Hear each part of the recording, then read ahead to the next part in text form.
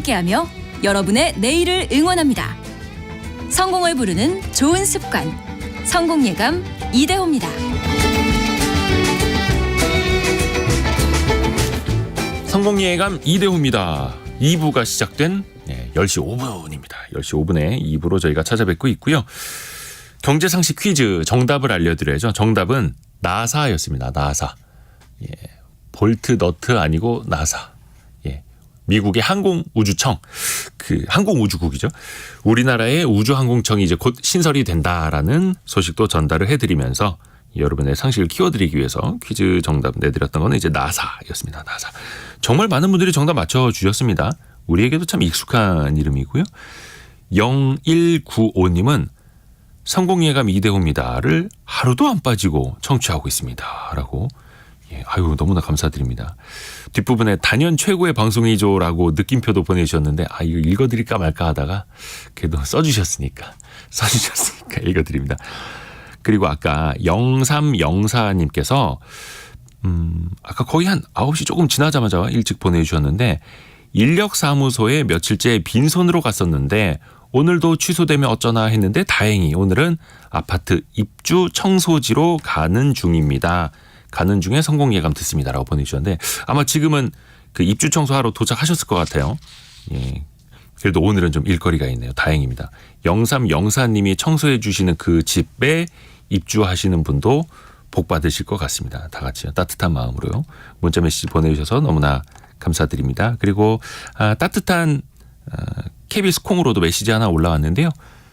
전희진 님이 인천에도 나사라는 나이트클럽이 있었는데요. 친구가 거기서 남편을 만났네요. 라고 따뜻한 문자도 보내주셨습니다. 가정이 새로 형성이 됐으니까요. 따뜻한 이죠. 인천에 나사라는 나이트클럽이 있었다라는 것도 알게 됐네요. 정말 상식이 커지는 경제상식 퀴즈였습니다. 오늘 증시 상황 한번 볼까요? 코스피 코스닥은 조금 내림폭이 커지고 있네요. 코스피는 0.5% 내린 2549까지 좀 밀렸고요. 코스닥은 1.1% 떨어진 874까지 조금 내림폭이 시간 갈수록 커지고 있습니다. 원달러 환율은 1321원으로 조금 더 반등을 하네요. 1321원대까지 원달러 환율이 올라와 있습니다. 오늘 증시 떨어져서 또 스트레스 받으시는 분들 많겠네. 이 주제가 오늘 또 여러분에게 중요할 것 같습니다. 새해에는 좀 스트레스 좀 안 받았으면 좋겠다. 행복하게 걱정 없이 살고 싶다라고 하는데 실제로 통계청에서 발표한 2022년 사회조사 자료를 보면요. 국민 60% 이상이 직장 생활하면서 스트레스를 받는다라고 답했다라고 합니다. 특히 이게 집이나 학교보다 2배 많은 수치인데요. 남의 돈 벌기 쉽지 않다라는 생각 절로 들죠. 이게 스트레스가 그냥 만성인 경우도 있죠. 그리고 갑자기 욱 하고 올라오는 것도 있고요. 오늘 여러분의 스트레스를 어떻게 하면 잘 풀 수 있는지 어떻게 하면 안 받을 수 있는지 이분과 이야기를 함께 나눠보겠습니다. 직무 스트레스 연구소 이동환 대표입니다. 안녕하세요. 네, 안녕하세요. 반갑습니다. 네. 직무 스트레스를 연구하는. 네, 그렇습니다. 그런데 이동환 대표님이 이력이 좀 특이하시더라고요. 네. 의사 네. 출신이시고. 네네네. 지금은 진료는 안 하시는데요? 네, 진료는 그동안 한 30년 이상 했고요. 네. 근데 어떻게 이렇게 뭐라 해야 될까? 직종을 전환하신 거잖아요. 하다 보니까 이제 사실 직종 전환 같긴 하지만 사람에 대한 공부로 지금까지 하고 있는 것 같습니다. 네. 근데 의대 졸업 후에 나중에 경영학 박사까지 하시고. 예. 그것도 마찬가지고요. 제가 이제 의대를 졸업하고 가정의학과 전문의가 됐고요. 네. 그리고 정말 동네 의원에서 제 병원을 개업해서 환자들을 오랫동안 보다 보니까 이런 환자들이 오시더라고요. 병원 가서 검사를 했는데 아무 이상이 없는데 피곤하고 무기력하고 에너지가 떨어지는 분들. 그런 분들을 해결하기 위해서 뭘 알아야 될까. 근데 현대의학에서는 이제 환자 취급을 안 해주시니까 그런 분들한테. 그러다가 알게 된 것이 이제 그 당시에 기능의학이라는 걸 알게 됩니다. 기능의학이요? 네. 세포 기능을 좋게 만들어주는 의학이에요. 질병은 아니지만. 그런 게 있어요. 이미 그 당시에 미국과 유럽에서 이미 학회가 만들어졌던 이제 정통적인 의학은 아니지만 그래도 굉장히 과학적인 의학이었고 한국에는 그 당시에 처음 이제 상륙했어요. 18년 전이죠. 그때 제가 운 좋게도 기능의학 1세대로 우리나라에서 공부 시작하면서 이제 세포 기능을 좋게 하면 피로가 좋아진다는 사실을 알게 되는데 그러다가 보니까 또 이 세포 기능이 떨어지는 이유 중에 또 큰 게 이제 스트레스잖아요. 그래서 이제 스트레스를 또 연구하는 그 심신의학, 예. 몸과 마음의 어떤 그 스트레스를 해결하는 의학 이 두 가지 기능의학과 심신의학을 통해서 만성피로 전문 클리닉을 이제 16년 동안 이제 환자들을 봤죠. 아, 기능의학, 심신의학, 이런 얘기도 네. 저는 솔직히 네. 처음 들어봐가지고. 현대의학에서는 해결할 수 없는 부분입니다. 물론 현대의학에서 질병을 해결하는데 너무 중요하지만 이제 질병은 아니면서 이제 무기력한 분들, 필요한 분들, 스트레스 때문에 힘든 분들, 병원 가서 검사에다 뭐 안 나와요. 안 나오는 분들, 문제 없대요. 네, 그래서 그냥 마음의 병이라고 그냥 해결 그렇게 말씀을 많이 하셨죠. 그랬죠. 스트레스 받지 말아라. 뭐 이런 말씀을 많이 하셨었죠. 예, 과거에는. 술 담배 많이 하시지 마시고 네. 산책 많이 하시고 막 이런.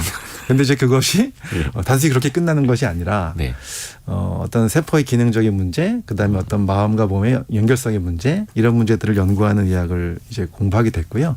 그걸 통해서 무기력하고 만성피로 환자들을 16년 동안 쭉 보면서 뭘 느꼈냐면 네.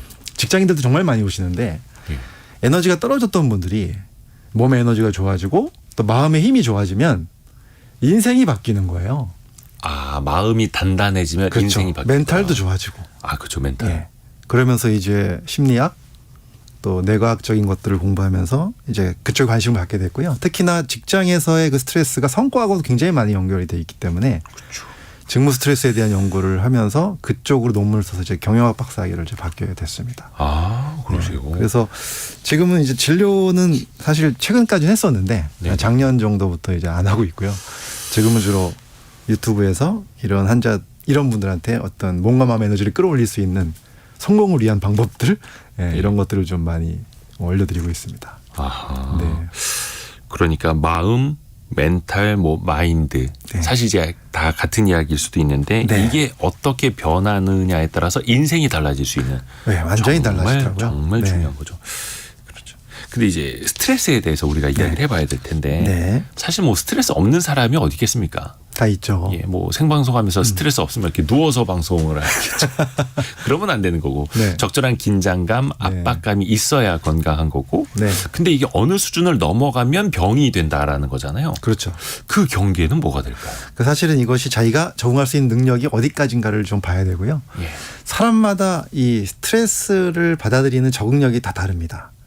예, 그래서 똑같은 스트레스라도 어떤 사람은 쉽게 그것에 의해서 나쁜 감정이 생겨버릴 수가 있고요. 불안이나 우울이나 분노와 같은 감정들.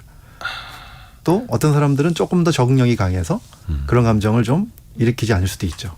그래서 우리가 스트레스를 무조건 나쁜 감정이라고 생각을 하는데 이것이 이퀄이 아닙니다. 같은 개념이 아니고 스트레스는 그냥 내가 긴장된 상황, 내가 어렵게 느껴지는 상황을 얘기하는 것이죠. 그 상황. 네. 원래 스트레스라는 말의 어원 자체가 긴장이라는 예. 데서 나온 거거든요. 그런데 그것 때문에 생긴 나쁜 감정이 나를 괴롭히는 거죠. 네, 화가 나거나 불안해지거나 우울해지는 감정. 그래서 저는 꼭 말씀드리는 게 이 스트레스와 나쁜 감정은 구분해야 되고 스트레스 자체는 죄가 없어요. 사실은.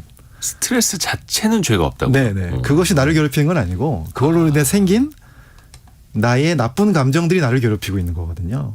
아하. 그런데 이 나쁜 감정과 스트레스는 똑같은 것은 아니고요. 사람마다 이 나쁜 감정이 생기는 정도가 다르기 때문에 우리가 이 스트레스를 어떻게 바라볼 것인가가 너무 중요한 거죠.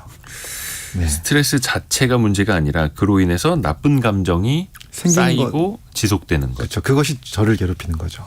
예. 그리고 이게 사람마다 적응력이 다르고 그러니까 누구나 근육이 달라서 무거운 그렇죠. 거 얼마나 들고 버티느냐가 다르듯이 그럼요. 정신적인 스트레스도 얼마나 버티느냐가 사람마다 다 다르죠. 다 다르죠. 마음의 힘에서 차이가 나고 멘탈의 차이가 나기 때문에 그렇습니다.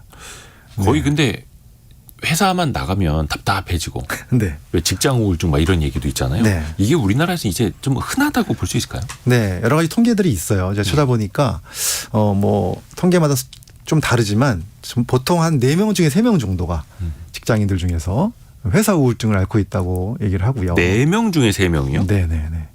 오. 그리고 또 한 10% 정도는 네. 좀 심각한 우울 증상들을 겪고 있다고 밝혀졌습니다. 아, 그 중에 네. 10%는 심각할 정도다. 네네.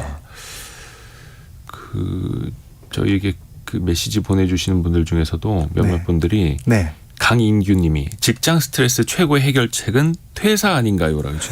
할 수만 있으면 뭐 네. 경제적 자유로 이제 돈만 있으면 그러고 싶은데 네. 그럴 수 없으니까 이제 그렇죠. 스트레스가 오는 거겠죠. 맞습니다. 그러면 직장 생활하면서의 스트레스, 일이 많아서 아니면 직장 상사의 꾸지람 때문에 동료와의 어떤 관계 때문에 요인이 되게 많지 않습니까? 자, 사실 우리가 다 회사를 다니는 분들이 너무 많죠. 저도 네. 이제 직장 생활을 오래 했지만은 회사를 다니면서 한 달 동안 일하고 받는 게 쥐꼬리. 월급이죠. 예. 월급. 그 월급을 우리는 생활을 합니다. 예. 예. 어떻게 보면 생계가 달려 있는 회사잖아요. 네. 그렇기 때문에 회사에 나가서 일을 하면서 긴장을 안 하는 사람이 없어요. 누구든지. 왜냐하면 생계가 달려 있기 때문에 거기 나가서 한 달 동안 솔직히 어려운 일도 해야 되고 네. 또 힘든 일도 시키면 해야 되고 그렇죠. 그다음에 또 경쟁도 해야 되고 성과도 내야 되고 심지어는요 정말 운이 나쁘면 나랑 성격이 상극인 사람이 바로 옆자리에 앉아 있어도 나가야 되는 게 회사잖아요. 그렇죠. 예, 그렇죠. 그렇기 때문에 출근해야죠. 회사에 나가서 스트레스를 받지 않을 사람은 저는 없다고 보거든요. 네. 예, 생계가 달려 있기 때문에. 그런데 여기서 중요한 수치가 있어요. 자, 이렇게 따지면 다 긴장하고 스트레스를 받을 텐데 어떻게 4명 중에 3명만 우울증이 있고 회사 우울증이 있고 네. 4명 중에 1명은 회사 우울증이 없다고 답을 했을까요? 사장님 아닙니까? 글쎄요. 이런 답이 나오죠. 이분들은 뭐 재벌 2세인가요? 네. 뭐 회사를 취미로 다니나요? 사실 그렇지 않다는 거죠. 네. 이게 심리학적 통계에도 있는데요. 네. 어떠한 극복할 수 없는 스트레스를 받을 때 거기서부터 무기력에 빠지는 경우가 4명 중에 3명이라는 거예요. 나머지 1명은 어떤 사람이냐면 이 스트레스로부터 내가 나 자신을 감정을 보호할 수 있고 이런 것들을 극복할 수 있는 자기 나름대로의 방법을 알고 있거나 또는 그것이 생활화된 사람들이라는 거죠. 네. 그러니까 4명 중에 3명은 그 직장 우울증과 함께 그냥 가라앉는 사람이고 네. 4명 중에 1명은 스트레스를 받아도 그 껍질을 계속해서 벗어버리는 사람이고요. 그렇죠. 그런 능력을 갖고 있는 사람이고 이 능력은 배워서 그 배우면 됩니까? 됩니다. 그래요? 제가 이것을 가르치고 있는 겁니다. 예, 많은 분들한테 강의도 다니고 교육하고 제 유튜브에서도 알려드리고. 예. 요거를 저희가 앞으로 남은 시간 안에 좀 배워나가야겠습니다. 네. 우선 의학적인 우울증하고 이게 회사 우울증하고 뭐가 좀 다른 거예요? 진단할 때 뭐가 달리 사실 나와요? 완전히 다릅니다. 완전히 달라요? 네. 우울증은요. 우리가 의학적인 우울증은 이제 메이저 디프레션이라는 용어를 쓰고 주요 우울증이라는 말을 쓰는데 이거는 굉장히 심각한 우울증이에요. 계속해서 우울감이 하루 종일 또는 뭐 거의 매일 그러면서 뭐 이런 증상들이 2주 이상 그리고 장기간. 네. 그리고 또 흥미가 전혀 없어지고 즐거움이 하나도 없어지고 인생 자체가 그냥 다 싫고 막 이런 증상들이 이제 있죠. 의학적인 우울증은. 일반적인 우울증이고. 네. 근데 회사 우울증은 평소에는 안 우울하다가 회사만 가려고 그러면 딱 우울해지는 거죠. 일요일 밤에 막 네, 스트레스 어려워지죠. 받기 시작하고 네. 힘들어지고. 근데 또 퇴근하면은 다시 또 너무 좋아지고. 기분 좋아지고. 네. 회사 우울증 특징이 그거예요. 그러니까 출근과 퇴근 시간에 굉장히 차이가 많이 나죠.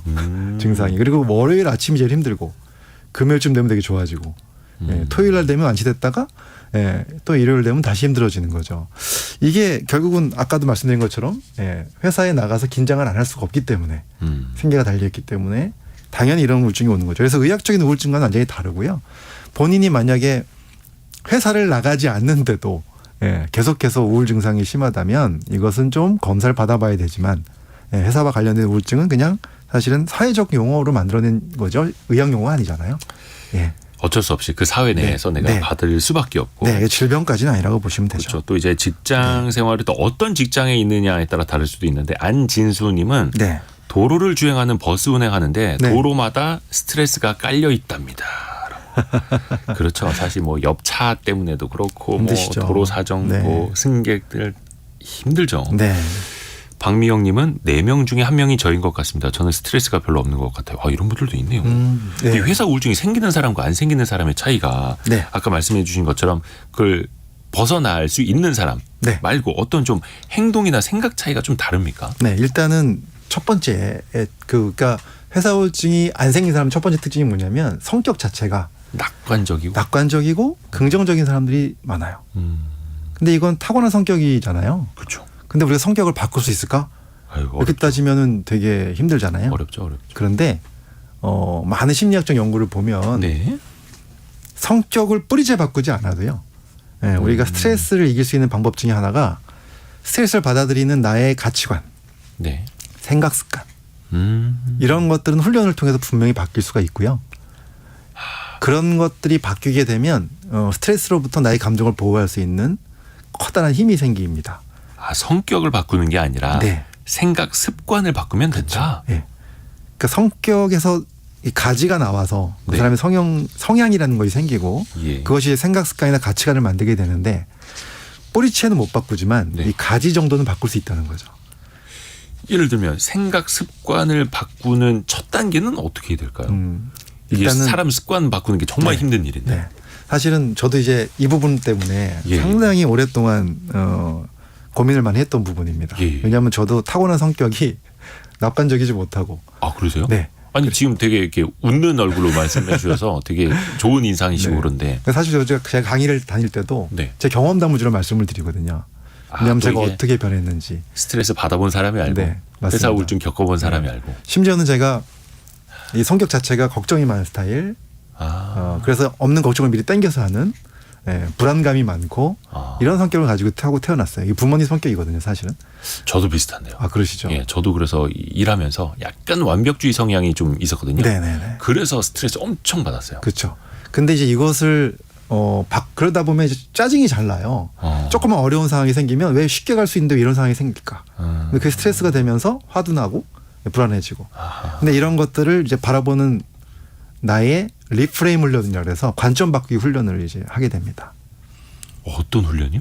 관점 바꾸기. 관점을 바꾼다고요? 네네. 내가 그 대상을 바라보는 시각을요? 네네. 오. 이것은 이제 뭐 이미 그 긍정심리학에서 많이 이제 증명이 된 거고요. 네. 내가 이런 생각들을 쭉 떠올리는 것을 내 자신을 다시 돌아다보면서 어떤 사건 때문에 내가 이런 생각이 들었고 이것 때문에 어떤 감정이 들어서 내가 이렇게 지금 처져 있구나를 단계별로 적는 거예요. 그다음에 그러니까 일단은 네. 인지부터 하는 그렇죠. 거네요. 인지죠. 예. 메타인지죠. 내가 내 스스로를 알아차리는 거. 예, 나를 알아차리는 거. 네. 예. 근데 그게 인지가 안 되면 그냥 계속해서 거기 빠져서 있기 때문에 힘들거든요. 헤어나오지 못하거든요. 이거 스스로 적어서 인지를 한 다음에 그다음에 그 상황을 바라보면서 내가 여기서 생각을 바꾸면 어떻게 될까를 하나하나씩 옆에다가 적는 거죠. 근데 이것을 적을 때 이런 생각이 제일 좋아요. 내가 존경하는 어떠한 사람과 함께 멘토 같은 분들이 있다면 예. 그분한테 내가 이런 상황을 얘기했을 때 그분이 나한테 어떻게 조언을 해줄까 네. 이런 생각을 하면서 내가 그 멘토가 됐다는 생각으로 내 생각 옆에다가 이럴 때 이렇게 생각해보면 어떻겠니? 라고 이제 적는 겁니다. 내가 마치 나의 멘토가 되어서 어떻게 조언해 줄까를. 네. 그걸 쭉 적다 보면요. 정말 이렇게 생각할 수도 있겠구나. 네. 그 상황을. 네. 네. 그러면서 그 밑에 있는 세 번째 단계 감정이 나빠졌던 것이 그럼 어떻게 바뀌겠구나. 네. 이러면서 이제 그런 것들 하나씩 힘들해 나가고 습득해 나가는 과정이 있습니다. 아하. 이미 긍정심리학에서는 이런 과정들을 훈련시켜서 환자들은 아니죠. 이런 힘든 분들을 네. 치료해서 굉장히 많은 효과들을 보였다는 연구들은 많이 있습니다. 아, 그러네요. 네. 이게 성격을 어떻게 바꿔라고 생각할 수가 있는데 네. 그게 아니라 생각하는 습관을 바꾸는. 그렇죠. 뭐 양치질 습관 바꾸듯이 그렇습니다. 생각하는 습관 바꾸는 네. 거. 이게 사실 하루아침에 되진 않겠지만 조금씩 연습해 보면 되겠네요. 아주 이거는 중요하죠. 앞에서 초반에 이야기해 주셨지만 내 인생을 바꾸는 거니까. 네. 이것이 잘 되면 마음의 행복도가 올라갈 수밖에 없고요. 네. 행복도가 올라가면 당연히 일이 잘 풀립니다. 아. 네. 맞습니다. 김진희 님이 생각의 관점을 바꾸니까 되는 것 같아요라고 이야기를 해 주셨네요. 네. 이미 경험한 분들이 많으시고요. 이거를 배워서 저같이 이제 배워서 하는 사람들도 있지만은 경험을 통해서 스스로 이렇게 배움을 알아차려서 하시는 분들도 굉장히 많으시더라고요. 그러네. 제가 강의 현장에 다니다 보면. 네네네네네. 예. 김진희 님이 저희 보면 KBS 콩으로 긍정적인 멘트 많이 올려주신 분들 몇 분 계시는데 네네네. 대표적으로 네. 제가 그 본보기입니다라고 보내주셨어요. 큰 수술 후에 스트레스를 받아도 바로바로 날려버리고 이제는 정말 마음이 편합니다. 네. 큰 수술 한번 겪으신 후에 약간 좀 네. 생각 습관 굉장히 좀 지금 달라지신 거네요. 중요한 말씀해 주셨는데 저는 이제 강의를 다니고 또 많은 환자들을 만나면서 그동안에 보면은 타고 태어난 낙천적인 분이 있는가 하면 큰 일을 겪고 나서 네, 어려운 일을 겪고 나서 완전히 바닥까지 갔다가 그때 뭔가 깨달음을 갖고 성격이 바뀌는 분들이 있어요. 저희 얼마 전에 출연하셨던 네. 개그맨 고명환님 지금 외식 사업 하고 계신데 그분이 네. 책도 엄청 읽고 그래서 네. 큰 교통사고 나고 죽음 직전까지 갔다가 네. 거의 인생이 바뀌었다고 하시더라고요. 네네. 아, 그런 케이스들. 네, 그런 케이스들이 굉장히 많고요. 저도 그런 환자분들을 많이 봤고 또 강의 현장에서도 이제 우리가 토론하다 보면 그런 분들을 많이 보는데 그것이 또 이제 그러한 배움을 갖게 되는 그런 성장의 기회가 되는 것 같습니다. 그런 어려움이 또. 아, 그렇구나. 네, 하여튼 근데 가장 좋은 건 그런 큰 사고나 충격 없이 그렇죠. 내 인생을 그냥 부드럽게 바꿀 수 있다면 더 좋은 거니까. 훈련을 통해서 할 수 예. 있죠. 그래서 직무 스트레스 연구소 이동환 대표님과 이야기를 이제 들어보는 거고요. 스트레스 이제 관리하는 것도 중요할 것 같아요. 네, 그러니까 사람마다 뭐 취미 생활 할 수도 있고 술 먹으면 스트레스가 풀려.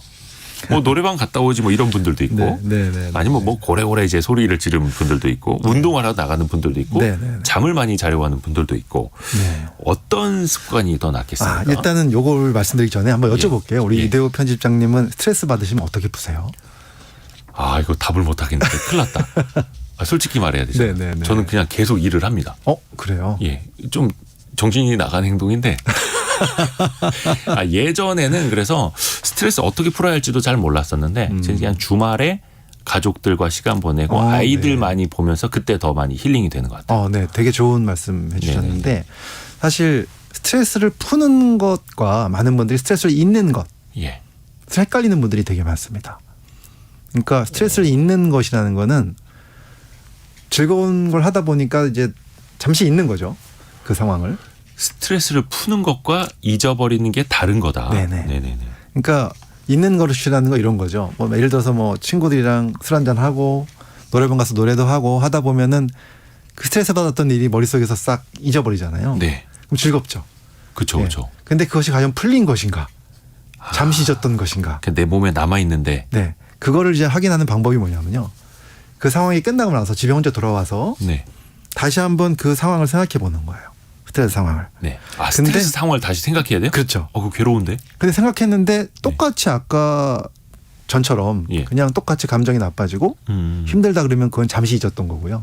풀린 게 아니고 풀린 게 잊은 거고. 아니고요. 근데 만약에 생각을 해봤는데 내 생각이 좀 바뀌었어요.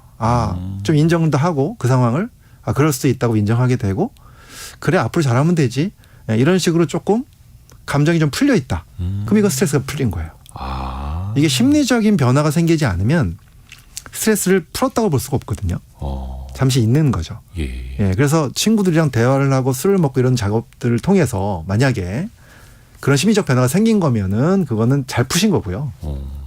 그렇게 했는데도 전혀 심리적 변화가 생기지 않았으면 잠시 잊었던 것만인 거죠. 덮어놨던 거. 그렇죠. 그래서 사실은 푸는 작업이 중요하고 푸는 작업은 뭐 꼭 술을 안 먹어도 할 수 있는 거고 이거는 네네. 예, 이거는 심리적 작업이기 때문에 혼자서도 할 수 있는 거고 또는 대화를 통해서 또는 아까 말씀해 주신 것처럼 가족들과의 어떤 시간을 보내면서도 생각의 전환을 가질 수가 있죠. 예, 이런 생각의 전환이 결국 스트레스를 푸는 겁니다. 네. 김수연님이 저는 매일 수영을 가요.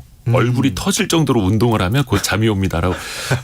물론 운동도 좋죠. 네. 좋은 에너지가 생깁니다만 이 스트레스를 푸는 것과 잊어버리는 거는 이제 본인이 스스로 한번 판단해 보셔야 되겠네요. 그렇죠. 이게 과연 풀린 건지 아닌지. 네.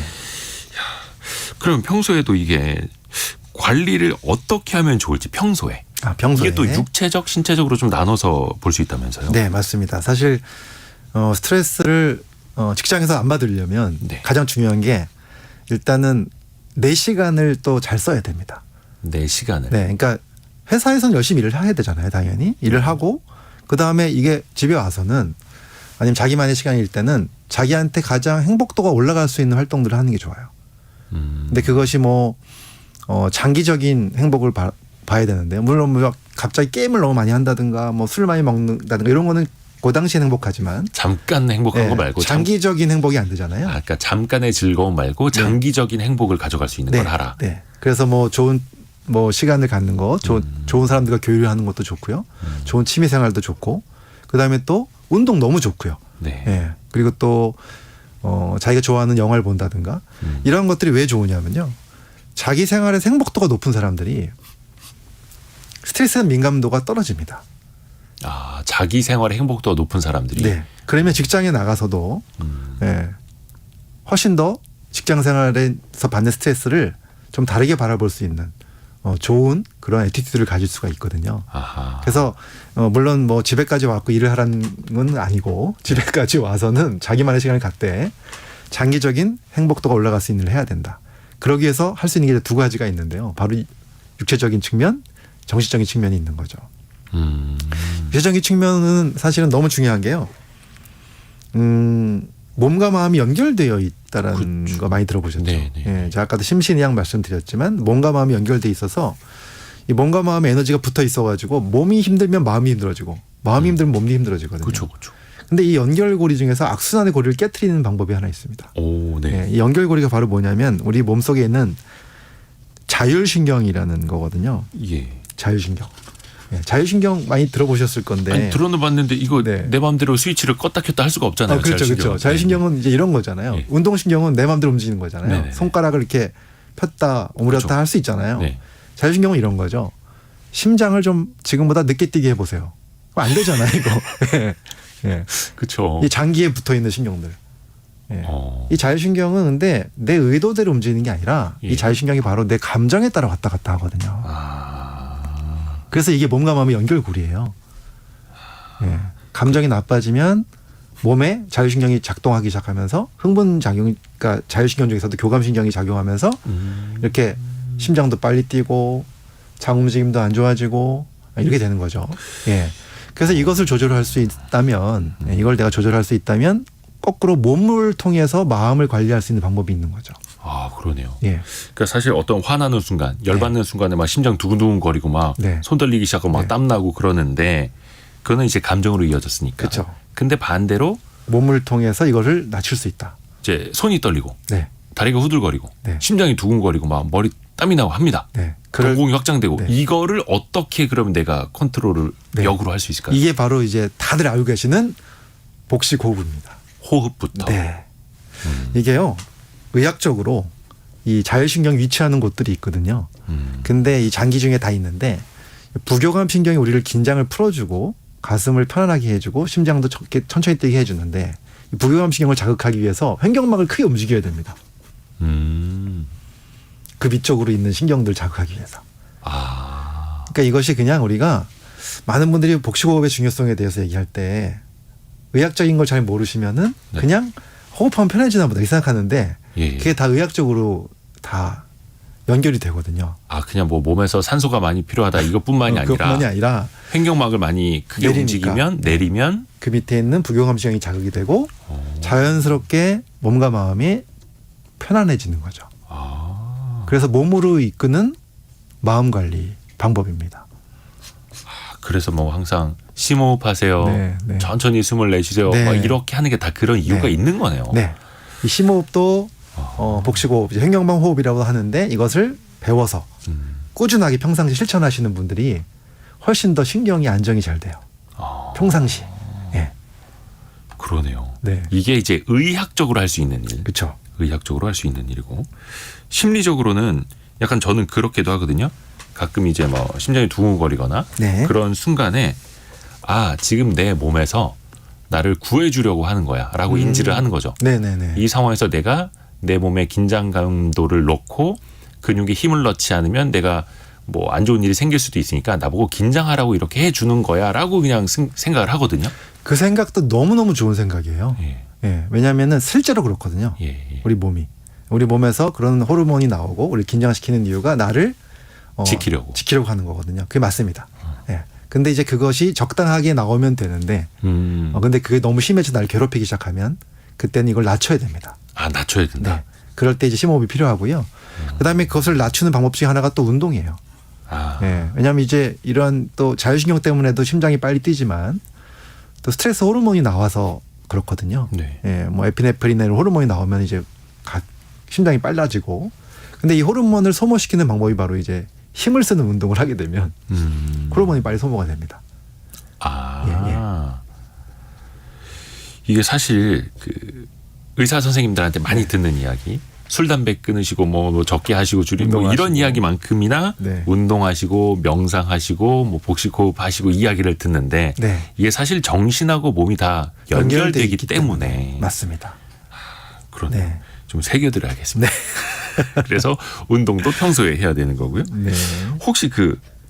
긴장을 완화할 수 있는 뭐 영양제도 있다고 하는데 네. 이게 도움이 실제로 되는 겁니까? 실제로 도움 많이 되고요. 아, 그래요? 아시아 필수 영양소 중에서 제가 지금 말씀드릴 이 영양소는 예. 우리가 세포로 들어오면 세포 안에서 에너지를 만들어야 우리가 살아가잖아요. 네네네.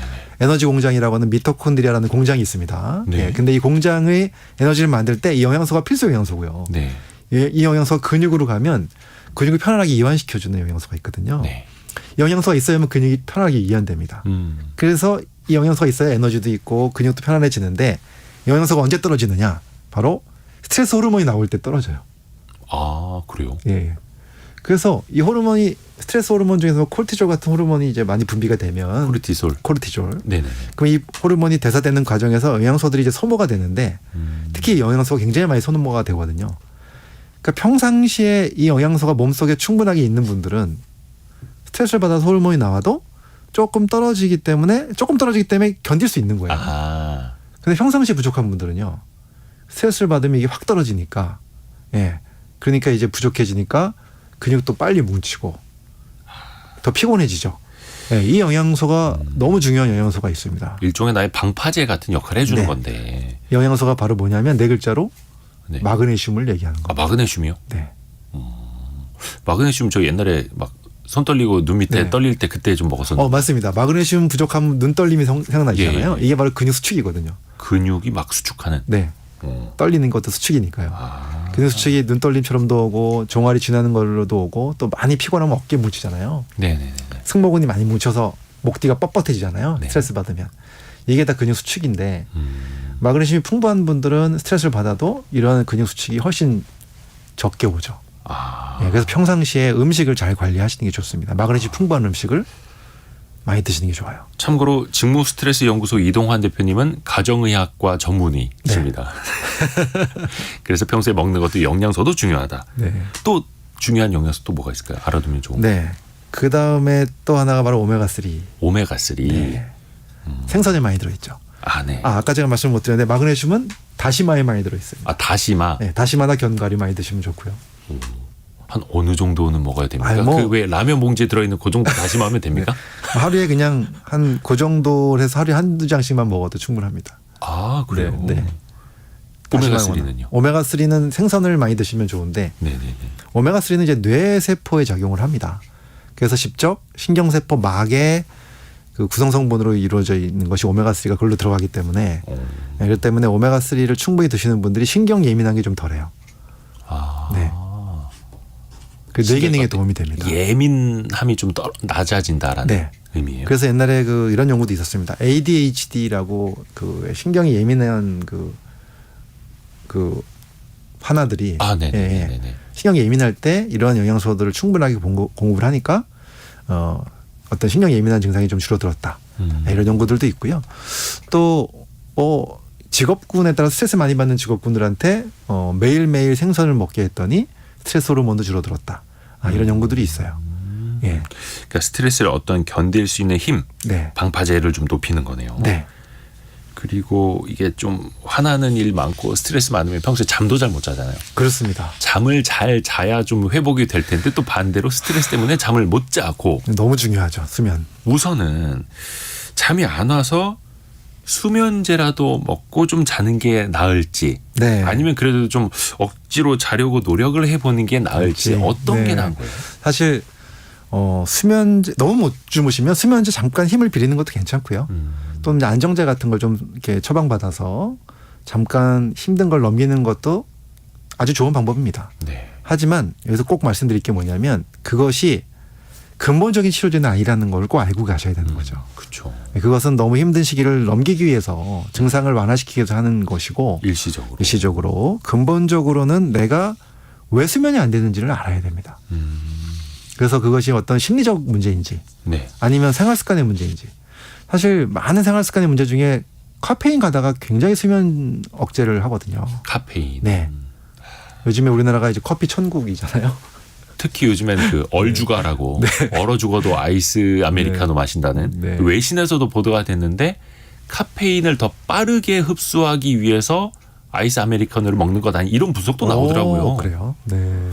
아 근데 그게 몸에는 이게 좋은 건 아니고 수면에 특히. 수면에 특히 안 좋고요. 그래서 저도 많은 환자들을 만나면서 수면이 부족한 환자들을 수면이 안 되는 분들을 너무 많이 만났는데 네. 제가 그분들한테 딱 2주 후에 카페인 2주만 끊고 만납시다. 그랬을 때 2주 후에 카페인만 끊는 것만으로도 수면이 좋아지는 분들을 너무 많이 봤어요. 그러면 디카페인 커피는 괜찮나요? 괜찮습니다. 아, 그래요? 사실 저도 그래서 디카페인 커피를 먹고 있습니다.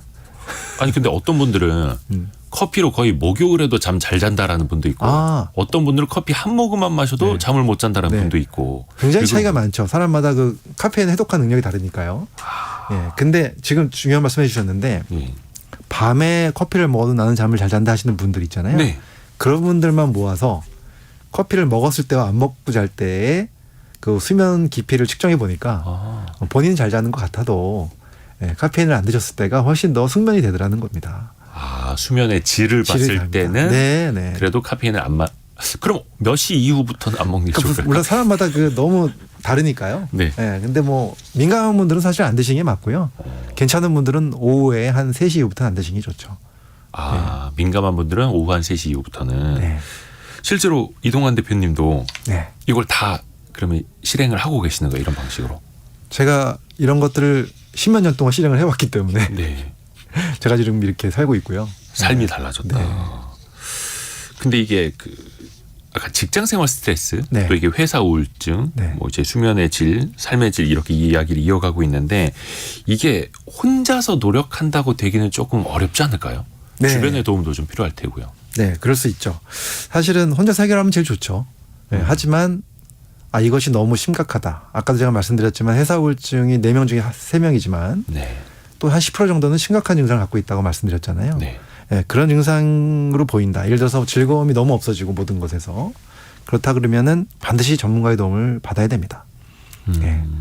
그래서 물론 이제 전문가를 찾아가기 전에 뭐 가까운 사람들한테 상담을 하는 것도 너무 도움이 되고요. 네. 가까운 직장 동료나 친구나 가족들이랑 상의하는 것도 너무 도움이 되고 그래도 해결이 안 된다면 이때 이제 놓치면 안 되는 게 이 병적으로 가는 것을 놓치면 안 되기 때문에 이때 반드시 심리 상담을 받던가 아니면은 요즘에 이제 정신건강의학과에 상담 많이 하거든요.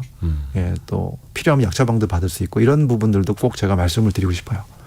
네. 그러게요. 그러니까 사실 한 10년 전까지만 하더라도 정신과 간다 그러면 주변에서 되게 이상한 사람. 맞습니다. 무슨 엄청난 네. 옛날에 그런 표현이 있어요. 정신병자 막 이렇게. 맞아요. 근데 이제는 정말 문화가 많이 바뀌었죠. 인식도. 많이 바뀌었죠. 네. 예. 그래서 그 과목이라고 하네? 병원 이름도 좀 달라지지 않았죠? 정신건강의학과로 바뀌었고요. 예. 정신과에서. 예. 그리고 이 인식이 저는 아직도 좀 더 많이 바뀌어야 된다고 생각을 하고 있어요. 더 바뀌어야 된다. 네. 그래서 더 편안하게 상담받을 수 있고 사실 마음이 힘든 거는 부끄러운 게 아니거든요. 예, 우리 감기 걸리듯이. 예. 그렇기 때문에 부끄러운 게 아니기 때문에 편안하게 상담받을 수 있는 그러한 문화가 된다면 훨씬 더 힘든 분들이 줄어들 것 같습니다. 네. 근데 더 많이 바뀌어야 된다라는 말씀은 우리 사회가 그만큼 더 힘들어지고 있으니 구조적으로도 좀 바뀌어야 될 필요도 있을 테고요. 그렇죠. 네, 맞습니다. 회사 전반적으로 마찬가지고. 네. 일단은 직장 상사가 막 이상한 사람이고 옆에 동료가 계속해서 막 스트레스 주고 하면은 이거를 의학적으로 어떻게 여쭤봐야 될까 이거는. 근데 이제 이게 이럴 때 제가 꼭 드리는 말씀이 있는데 네. 어려운 상황이 딱 닥쳤을 때 일단 딱 2가지를 구분해야 됩니다. 이 상황을 내가 바꿀 수 있나 없나. 이 상황을 내가 바꿀 수 있는가 없는가. 상사가 괴롭히고 그러면 바꿀 수 있는 상황이 하나잖아요. 상사를 내가 바꾸던가 아니면 내가 퇴사하든가. 근데 이 상황을 내가 피할 수 없는 상황이다. 퇴사도 할 수 없고 상사도 내가 바꿀 수 없다. 그렇게 딱 판단이 된다면 그 다음에 할 것은 뭘까요? 어떻게 해야 될까요? 나의 그냥 마음을 바꾸는 관점을 바꾸는 수밖에 없어요. 관점을. 네. 저 사람 원래 저래. 네. 저러고.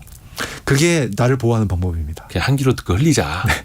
저 사람은 그냥 땡땡땡한 인간이니까 막 이런 식으로 그냥 생각해버리고. 그러니까 이제 상황을 내가 바꿀 수 있느냐 없느냐를 먼저 판단하는 게 되게 중요한 기준점이 되는 것 같아요. 예. 물론 이제 바꿀 수 있는데도 바꿀 수 없다고 판단하면 안 되죠. 예를 들어서 이런 겁니다. 제가 회사에서 업무 능력 중에서 어떤 한 능력이 있어야지 더 잘 될 것 같은데 이 능력이 내가 부족해. 네.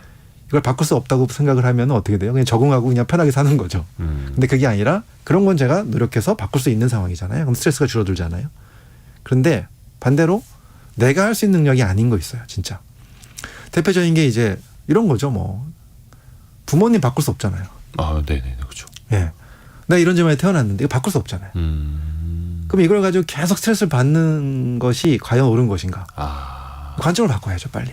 내가 바꿀 수 없는 것에 대해서 계속 정신적으로 매달려 있으면 네. 나만 힘들어지니 그렇죠. 관점을 그냥 바꿔라. 네. 그래서 회사에서 어떤 스트레스 상황이 빠졌을 때 이걸 내가 정말 노력을 통해서 열심히 노력해서 이 상황을 내가 타개해 나갈 수 있다면 그걸 가는 게 맞고요. 이건 그런 문제가 아니다. 그러면은 빨리 나의 관점을 바꾸는 것이 나를 보호하는 방법입니다. 네. 김종무님이 글 써주신 것처럼 그래서 그런 말이 있는가 봅니다. 피할 수 없으면 즐겨라. 그 말이 딱 맞는 것 같네요. 그러게요. 하여튼간 그거는 본인의 몸과 마음을 지키기 위해서라도 네. 그렇죠. 그 상사가 좋아서 그 동료가 좋아서가 아니라 그렇죠. 그 사람이 예뻐서가 아니고 내가 그 사람한테 진 것도 아니고 그렇죠. 그냥 내 인생과 나를 지키기 위해서. 그렇습니다. 그러네요. 좀 마음이 좀 단단해진 것 같습니다. 그래서 좀 알아야 됩니다. 네. 그리고 아는 것뿐만이 아니라 같이 또 하나하나 실행도 네. 해보겠고요. 자, 그래서 저도 횡격막 좀 많이 움직이겠습니다. 네. 직무 스트레스 연구소의 이동환 대표와 함께했습니다. 고맙습니다. 네, 감사합니다. 라디오 정보센터 잠시 다녀옵니다. 더불어민주당 비명계 4인방 중 이원욱, 김종민, 조응천 의원이 탈당을 선언했습니다. 윤영찬 의원은 당 잔류를 선택했습니다. 지난해 연간 취업자 수가 1년 전보다 32만 7천 명 늘었습니다. 고용률은 역대 최고치를 기록했습니다. 기획재정부는 올해 고용률은 62.8%로 지난해보다 개선되겠지만 취업자 수 증가폭은 둔화될 것으로 전망했습니다. 미국 기업이 발사한 민간 달 착륙선이 기술적 문제로 결국 달 착륙에 실패할 것으로 예상된다고 공식 발표됐습니다.